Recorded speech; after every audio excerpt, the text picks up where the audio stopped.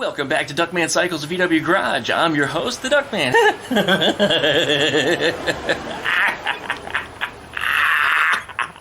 Well, we're back today with my 1956 Volkswagen Beetle, also known as Eleanor. And if you're new to the channel and you haven't seen before, this car collapsed on itself. It was hurricane damaged under 6 feet of seawater for days, left outside for 10 years to rot before I got it, and it was just completely... it was completely ruined. It needed just about a new everything. So I rebuilt it the best I could with whatever I had around here. It was a lot of washing machines and stove parts and a lot of different Beetle parts from different years. But I did the best that I could to remanufacture them to make them look like they were original.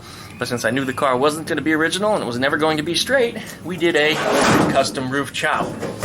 And this car, I think anyway, is beautiful. It's sexy. I just want to say thanks to you guys with all you new subscribers, all the new people that are joining my channel, that are watching my videos, that are inspired and starting up their own projects. To hear that I have been an inspiration to so many people is, I don't know, I can't say I've ever been an inspiration for so many people on such a large scale before. That there's a whole bunch of new YouTube channels that have started up since the beginning of the year where people are restoring their Beetles. And I think, and some of them have actually said so, that I actually inspired them to do it, and I showed them what to do, and I proved that changing out floor pans really isn't as daunting of a task or as frightening as it actually seems to be. It's really not that hard at all. For those of you that are watching this that I have inspired, thank you very much. For those of you that are watching this that just enjoy it because, you know, I'm some kind of weirdo building some kind of crazy car, I thank you guys too. And for all of you that are joining me over on the Facebook group page that are sharing your projects, I really appreciate it. Now, we are over 300 members now. I think we gained something like 50 in the last week, and it still continues to go up. Every time I go back, there's a few more members I have to approve to let them in. And it's been a lot of fun. You guys have really been sharing a lot of really cool projects, and it's not all Volkswagens either. There's a lot of motorcycles in there, and there's some cars that aren't even Volkswagens. And we're glad to have all of you. I really am. Really glad to have all of you. Some of you guys are even just guitar builders. They're sharing their stuff in there too. Eric is a musician. He'll be making some type of a Duckman song coming up. I don't know what it is, but he's been promising it to me. So, Eric, thank you very much, and soon he'll have something up on that, and I'm really looking forward to it. Make sure you like, comment, subscribe, share my videos with your friends. If you know that you have a friend that's building a Volkswagen Beetle or any Volkswagen, and I can be of any type of assistance through my videos, or even if you'd like to contact me, you can reach me through any way in my social media links that are down in the video description. You can also email me, duckmancycles@duckshit.net. Once again, that's duckmancycles@duckshit.net. And don't forget that I do have multiple YouTube channels. Besides Duckman Cycles VW Garage, I also have VV the Duck VV, and I also have Skeeter the Duck. So if you want to see what else goes on in my life, or what goes on in the little duck's life, which actually is kind of interesting to a lot of people, so I definitely recommend you check it out. At least check it out. You don't have to necessarily subscribe, but I ask you that you do. The more you like, comment, and share my videos, the further reach they have, and the bigger my channel grows. And with that said, essentially it'll make more money. And what I'd really like to do down the road is I'd like to have a videographer and somebody that does all my editing for me, so that way I can focus more on the projects. But you know, that's way off in the future. I know somebody next week is going to say, did you get a new videographer yet? No, I haven't. That's many years down the road as this channel continues to grow and gets to the size where I actually can have that. I'd like to have some real professional productions. And what I do is, it's hacky, but you know, it gets by and it makes reasonable videos. But if I can get some good video production, I'll actually do some of this stuff over again. You know, like my floor pan video. I'll do it with a proper production in a nice garage somewhere. And hit the project one more time and prove that, yes, I can do it in a day. Well, all right. We're going to go ahead and move forward here. So thank you very much for watching. I really appreciate it. And stick around. More to come. Boo!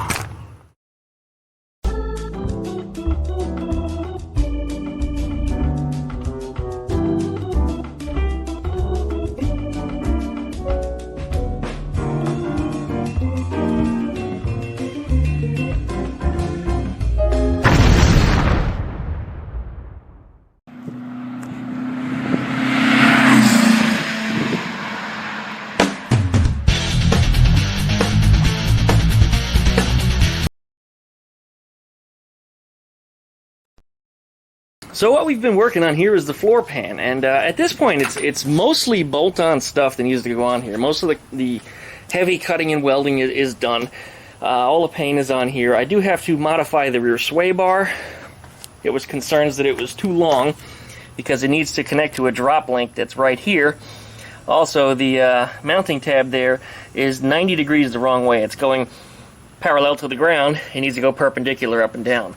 So I'm going to have to do a little modification down there. Otherwise, I think the width of the sway bar is actually going to be just fine. So it's going to be a combination of EMPI parts and Porsche 944 parts to make that work. So that's not too big of a deal there. Up front here, we need to install my beautiful blue master cylinder. Looking at it in the daylight, you guys can see just how pretty it actually is. Let me show it in the sun here. I mean, doesn't it have some color or what? And as I said, it's got a beautiful metal flake in it, and the sun might be causing it to sparkle. But because it has kind of a rough surface, it's kind of hard to see the flake in it. But I think it looks really neat. So this is something that I'm going to install on there, and I think it'll look pretty. So we'll get this put on here today and get that mounted officially and done.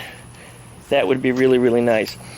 As I said, we're going to work on that sway bar. We're going to work with those drop links, try to get those mounted. Alright, I got the 944 caliper mounting bolts yesterday. I got them mounted in there with some washers. Somebody, through one of my comments, mentioned that there's supposed to be a washer or a spacer on the back side of this here. And I had to go find some measurements.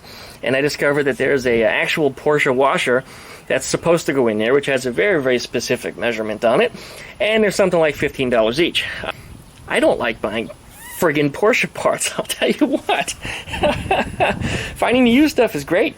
You can get them for a dime a dozen, but when it comes to buying the new stuff, it's more like, whew, it's more like, you know, one for for the price of a dozen. It's absolutely ridiculous. Yeah, they really beat you up. The Porsche tax is a real thing, if you ever heard anybody say that. So if you've got a Porsche, you know exactly what I'm talking about, because these things, they're not cheap. They're just not cheap. They're just not cheap, especially this 944 stuff. Right now, this stuff is relatively cheap. The interest in these vehicles is starting to go up, so the prices on them are also starting to go up. It's hard to find one in decent shape now for less than $5,000, and they're continuing to go up. And that includes the 924s also, and the 968s are always ultra rare anyway. And for those of you that don't know what a 968 is, it's actually a 944 that they completely revised, and they had to give it a new model number. I think that what they did was they took the 44 and the 944 and the 24 and the 924 and added them together and got 68 and put a 9 in front of it, 968. I'm just guessing. The math works out. Alright, well, let's go ahead and start pulling some stuff apart here and see if we can get the sway bar modified, see if we can get the master cylinder mounted in there, and start hooking up some brake lines. I also need to grease and change out the bushings in my shift rod.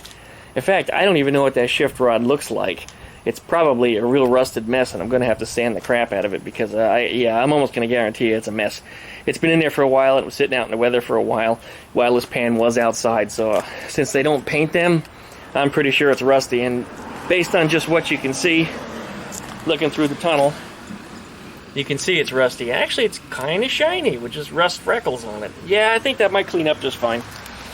But that's another thing we need to address. After that, I still need to get with A-Bomb about doing my front brakes and getting the Porsche hubs mounted on the Volkswagen spindles, which is kind of a tricky task. You need some type of sleeve, a bearing sleeve, or you need to have the Porsche hubs machined in such a way that you can put an adapter in it and press the Volkswagen bearings into place. So anyways, I got a couple different ideas on that. I need to get with him. I've been trying to talk with him, but you know, he is nowadays, he's a busy, busy man. I think he's got around 200,000 subscribers. So if you haven't seen him yet, A-Bomb79, he's got a YouTube channel of his own, does a lot of machine work. He lives here in the area. And his first appearance on YouTube was actually on my channel before he became famous. I love that. He's my friend before he became famous. Now that he's famous, I can't get in touch with him. So anyway, there's my floor pan. Let's go ahead and get to work. Thanks for watching. Now this is really funny.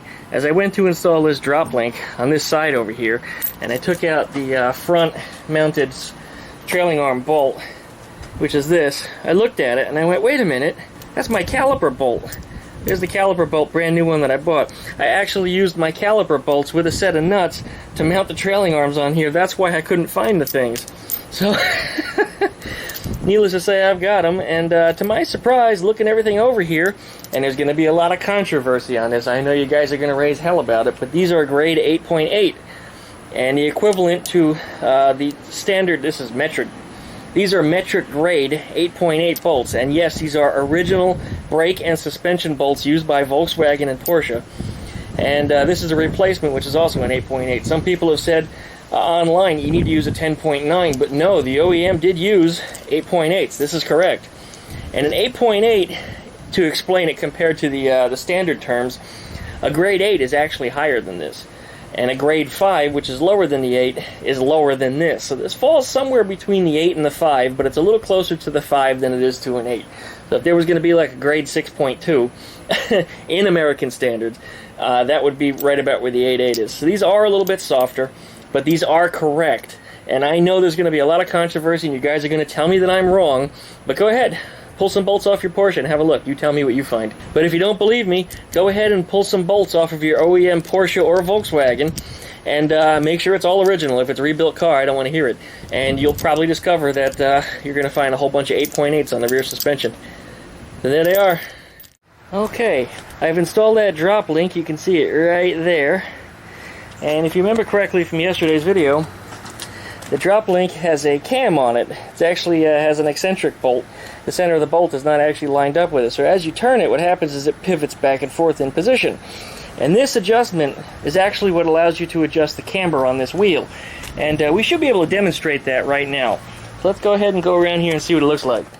Well, in order to properly demonstrate that camber adjustment, I actually have to speed up the video. So we're going to show that real quickly how it works. And I'm going to speed it up. Doing it in regular speed, you just can't see it because it doesn't move fast enough. The quickened video, you should be able to see it. But anyway, we'll get on that now. Alright, I stood up a square vertically here, so you have a reference as to just how much the wheel is cambered. You can see it's knocked over a little bit more on the top than it is on the bottom. And we're going to play with that adjustment and see how much I can straighten it, or perhaps see how much further I can lean it over.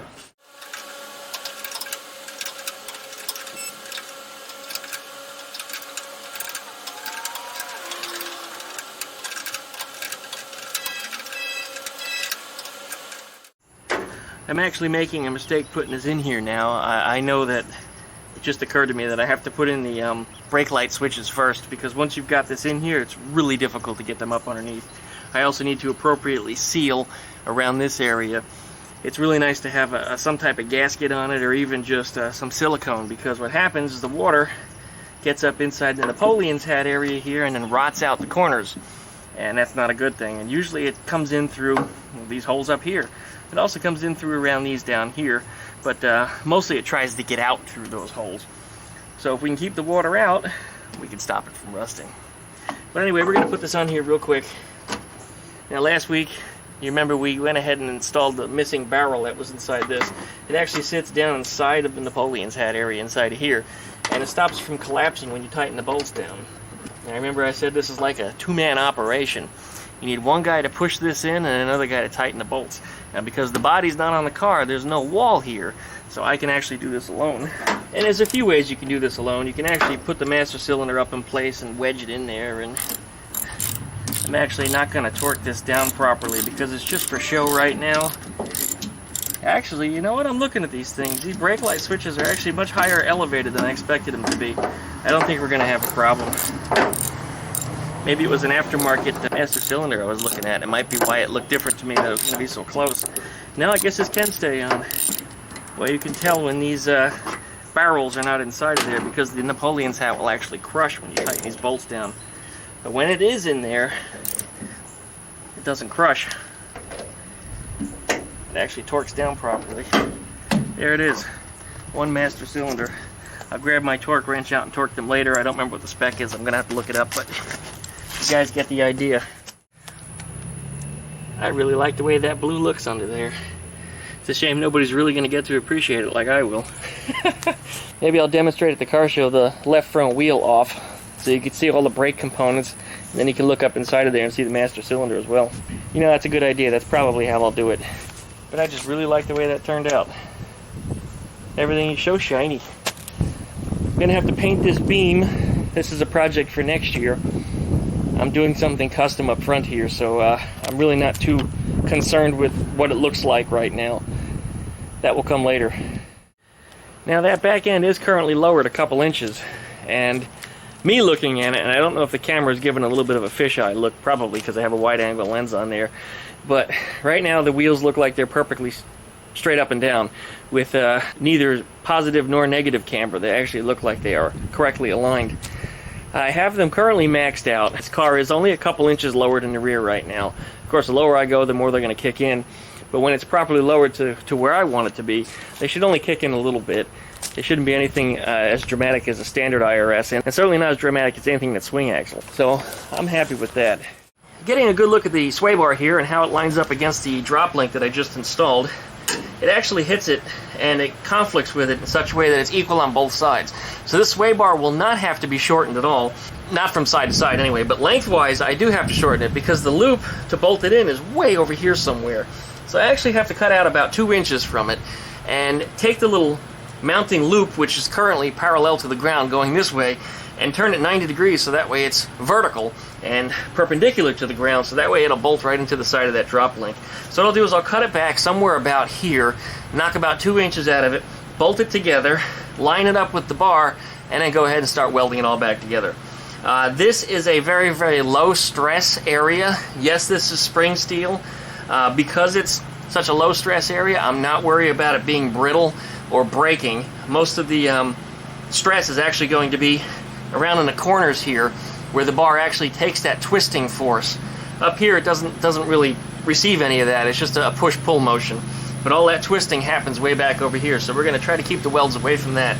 Some guys actually do narrow sway bars on certain modified sports cars and such, and if you're going to do one, you got to cut them in the middle, because that's another low stress spot. You weld the two pieces back together after you've shortened it. You don't want to cut it in two places, like if you cut it on the ends and then try to shorten it, because these are the high stress areas, they will break. So anyway, I did some research on that, and I talked to some other guys that have built sway bars and have shortened them and altered their geometry to make them fit. This case, it might actually even stiffen it up a little bit because I've shortened the length of the arms by a couple inches. Stiffer rear end I don't think is going to be such a bad thing. Am I right? Am I right? You know I'm right. We got these ends cut off. I cut them over my trash can because that was the only way I seemed to find a good place to hold this sucker. I don't have a proper vise, and I really didn't want to scratch the hell out of the thing either. But anyway, yeah, that held it up there just fine. Got that up there. These are the two pieces. We're going to take all this and bolt it all up to the car, and then we're going to take our last measurements and then do our cuts and see how that all turns out. And if that looks good, we're going to bevel the edges on this, because of course when you go to weld this, you can't weld them together flat. You're going to have to kind of bevel the edges to a point, put the 2 points together, and then fill it in. And that's how we're going to handle that. And then once we got that all set, we should be able to weld it up, and once I've got it tacked, I'll pull it back apart, put it back up on my trash can, and finish the welds on it. Everybody was kung fu fighting! We've got our cuts made on the sides here, and I bolted them all together, as you can see. I've got some markings that I made there with a marker where I'm going to cut approximately. I'm going to cut it a little bit longer just to make sure everything is good. And it might look like the bar is actually a little bit longer than the arms are, but the arms are actually falling inwards this way. I probably need to flip them over because they will have more of a contour to where they need to be. But I think that's going to work out just fine. That looks good to me. Let's go ahead and take the little stubs back off, cut them short to where they need to be, bolt them back on, and do a little cleanup here, and maybe we can start welding. Okay, there it is. I'm going to bevel those edges a little bit. I'm going to start doing a little bit of tacking right where it sits, then disassemble it, put it back on top of the garbage can, because that actually holds it really well, and get welding on it. It should all work out real nicely. Okay, I gotta admit, that came out pretty damn good. I mean, it actually looks factory. Like it came that way, with the exception of the plating being missing on it. But I polished it down real good because I want to make it look like it was factory. But being that the gold is not here, I'm probably going to clean it up a little bit and then paint it. Put a ring around it or something, so that way it's not as obvious that it's been sanded down. But I gotta admit, that turned out really, really well. I mean, even it feels smooth, like it's just one continuous piece and always was. Alright, let's bolt it on and see what it looks like. Everything should fit just fine, I mean, unless it warped a little bit while I was welding it, but I doubt that. I think we're going to be okay. Here we go. Well, that all pulled together pretty nicely. Everything bolted in there like it was intended to be. Even though the drop links are Porsche, the bolts are EMPI. Everything is turned around 90 degrees. The mounts are probably not going to hold up. I bet you this bolt will probably shear off or something. It's a cheap Chinese grade bolt. It has 3 stripes on the hex head, and I have to look that up to remember what that is, but I think it's a low grade bolt. So I'll replace that with a grade 8 for sure, just because I want that one to have some good shear strength. But the urethane bushings are still on there, and the bolt was the perfect length to go through the Porsche drop link, and then through the bushings, the caps and everything, right through the sway bar, and then be able to get the nut on it. And it actually managed to lock, and it compressed the bushings just a little bit. You don't want to compress those bushings too much, just a little bit to make them snug. Everything fits together really, really nice. It actually, if you couldn't, and I don't even think the camera can tell, if you can't tell the color difference from where the bar was welded, where I sanded it down to make it nice and shiny, you almost can't even tell. It just, everything on this just fits together really nicely. Alright, I am just overjoyed. Anyway, it turned out I cut out about 8 inches out of each side. Yeah, that's 8 inches. Just in case you're curious, guys, you know that's 8 inches, right? That's what we tell the ladies anyway. Realistically speaking, it was a little over 2 inches per piece on each side. And I cut them at some goofy angles, and then, remember I said I beveled them. So I gave them kind of a point, and I put the 2 points together, and I filled the weld all the way around it. That worked out real nicely. Let me show you what the underside looks like. Here we are down below. The bar, of course, goes under the transmission. Over that way. Back to where it attaches to the drop link on this side over here. So that worked out really nicely. I mean, I am so happy with that. That was kind of a big concern because I forget what I spent on that bar. But I didn't want to throw it away or not use it. Sure, I could have put a 944 bar on there, but this one actually fits better than a 944 bar because this one actually has the proper curves for this chassis. The only thing, of course, it didn't fit was the very end links, but that wasn't a big deal at all. Everything has been made to fit, and it doesn't look as hacky or as sloppy as the Chinese EMPI mounts usually do. This is just, I don't know, that just looks really bad. Down here, looking at this stuff, you know, it looks much more professionally done. And best of all, everything is tight and it pivots. The way this worked is it wasn't going to pivot. It's kind of be a crunch fit. And it's supposed to go up and down, and what it does is it stretches the bushings instead. This one actually pivots on that screw. So that makes more sense to me. I mean, it makes a lot more sense. It might squeak a little right there. I'll just make sure I'll throw a little lube in it because urethane bushings are known to squeal. Yeah, I think this is good. This is really good. So that's where we're at today. We got the camber adjustment working, which was also part of the drop links. We got the sway bar in there, and I bolted in my master cylinder up front. Nothing else beyond that, just because I wanted to see what it looked like. But I'm quite happy with that. And as you can see, the camber on the rear there is nice and straight. So yeah, this is good. I'm really happy with this. Thanks for watching my videos. I really appreciate it. Don't forget to like, comment, subscribe. Share these videos with your friends. The more you share them, the more views I get, the better promotion YouTube give me. It's kind of one of those things, the harder that you guys help me, the more YouTube will pay us back in return and push this channel even harder. Now don't forget, Facebook group, Duckman Cycles VW Garage. Join us over there. We got about 50 new members just in the last week. And it's growing quickly, really quickly. Don't forget, got other channels to subscribe to. Aside from Duckman Cycles, we got VV the Duck VV, as well as Skeeter the Duck. Go over there, give us some subbies, and if you need to email me, duckmancycles@duckshit.net. Thanks guys very much for watching, and we'll see you next time.